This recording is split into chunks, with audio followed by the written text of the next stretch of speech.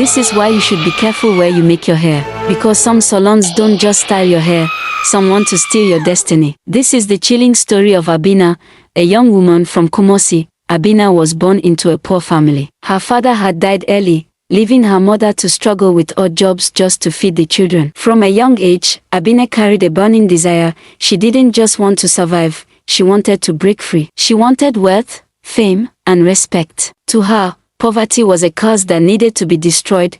When she grew older, she decided to open a small hair salon in the heart of Kumasi. She borrowed a little money from her uncle to start. With so much hope, she painted the walls, bought simple chairs, and hung a small signboard outside, Abina's Beauty Touch. She believed that with hard work, her dreams would blossom, but reality was harsh. Day after day, she sat in her empty salon, watching customers walk past her door and head into the salon right beside hers. That salon belonged to Nana, her neighbor, a young woman who was everything Abina wasn't. Nana's salon was bright, colorful, filled with mirrors and soft music. Customers kept trooping in, laughing, and leaving with glowing hairstyles. Abina's heart grew heavy. She tried lowering her prices. She offered discounts. She even went out to beg women passing by to try her service. But no matter what she did, customers always chose Nana over her. The more she failed, the deeper the envy burned inside her. One evening,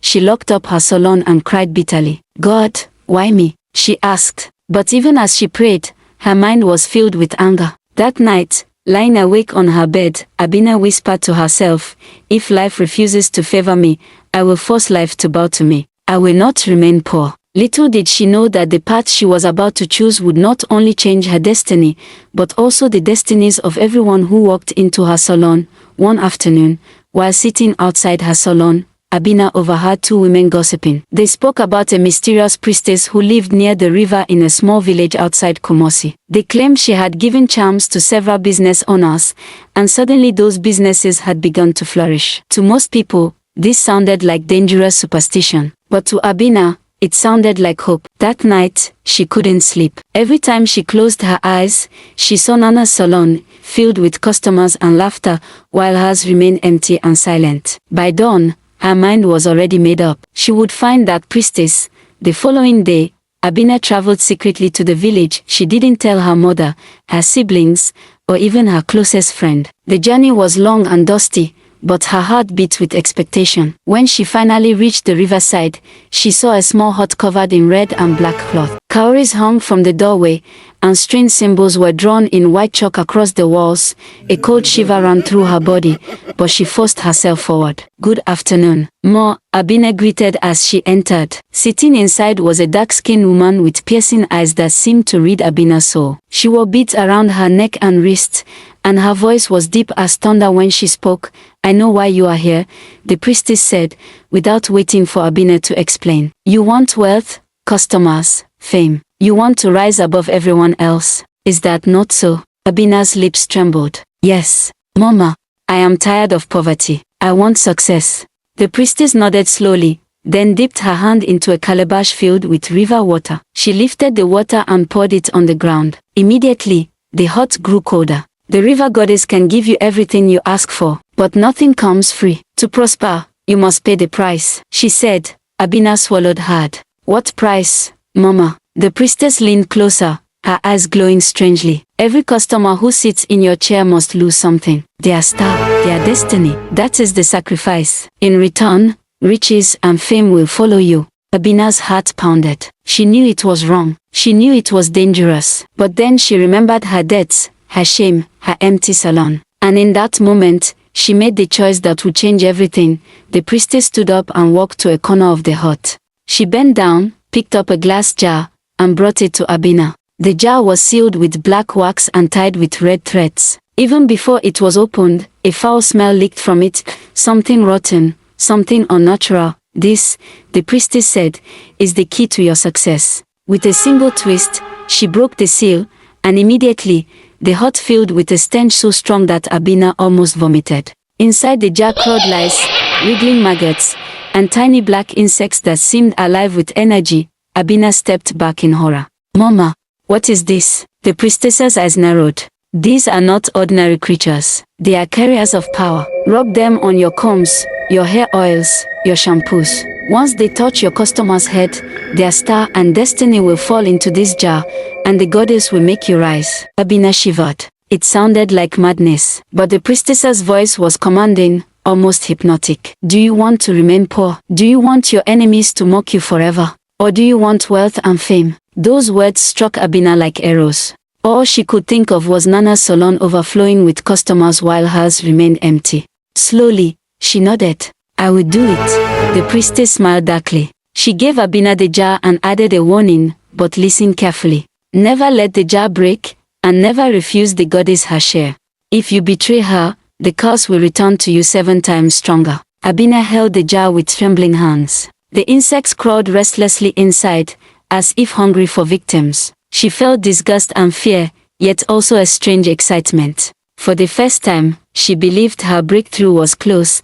As she left the hut, the evening sun was setting over the river, painting the sky red. Abina clutched the jar tightly to her chest. She didn't know it yet, but she had just carried death and destruction into her own future, and into the lives of innocent women who only wanted their hair done. The next morning, she woke up before sunrise. The jar sat in the corner of her room. She remembered the priestess's instructions and, with trembling hands, she opened it. Abina dipped her combs lightly into the mixture, rubbed some of the crawling creatures onto her bottles of shampoo and hair cream, and whispered, "Let this work." For hours she waited, heart pounding, eyes fixed on her empty door. Just when doubt began to creep in, a young lady dressed in office clothes stopped in front of her salon. She looked around for a moment, then surprisingly stepped inside. "Good morning, sister. Can you braid my hair quickly? I have a meeting later," the lady said with a smile. Abina's heart leapt. She welcomed her warmly, washed her hair, and transferred the invisible curls onto her scalp.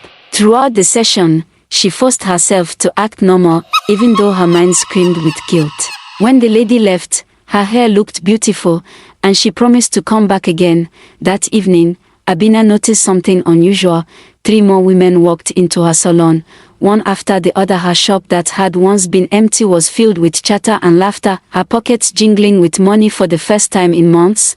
While Abina was still in awe, something darker was happening elsewhere. The young office lady who had first visited her that morning woke up the next day with a terrible headache. She felt weak, confused, and empty. Her boss scolded her unnecessarily. She lost an important file, and her boss fired her immediately. She didn't understand why, but it was the beginning of her downfall. Meanwhile, Abina's salon became the talk of Kumasi. Women whispered that she had golden hands. Even Instagram influencers began posting about her braids.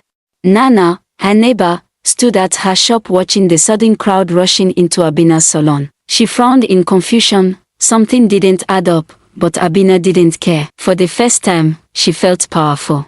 She whispered, "At last, poverty will never see me again." Success came rushing to Abina faster than she ever imagined. Her small signboard was replaced with a big banner. She even rebranded her name to Slay Queen's Beauty Touch. She renovated the shop to a very big salon, installed new mirrors, and even hired 2 assistants to help with washing and drying hair. From the outside, it looked like a miracle.